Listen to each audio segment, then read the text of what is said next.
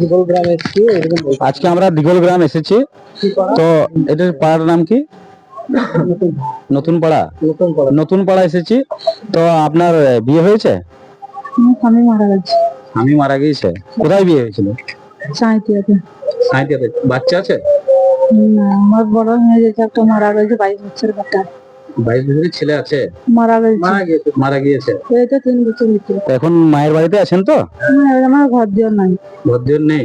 এটা কার বাড়ি যেখানে থাকেন? এটা আমার ভাইদের। ভাইদের বাড়িতে। তো নিজের বাড়ি কোথাও নেই এখানে এখন? ভাইয়ের বাড়িতেই ভাইরাই দেখাশোনা করছে? ভাইরা তো খেতে বসে খেটে খায়। এমন টিমটাকে খবর দিয়েছিল?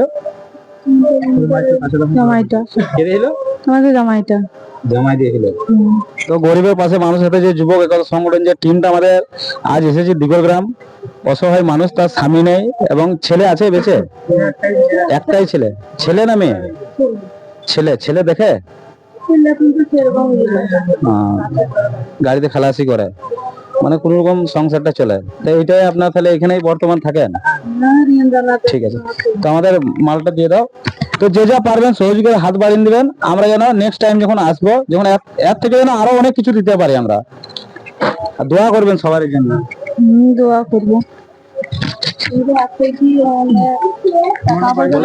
টাকা পয়সা এখানে ঋণ দানাতে পড়ে আছে না। টাকা পয়সা ঋণ দানাতে পড়ে আছেন? ঠিক আছে ভাই, তো দেখছেন ঋণ দানাতে পড়ে আছে। তো যে যা পারবেন সহযোগিতার হাত বাড়িয়ে দেবেন।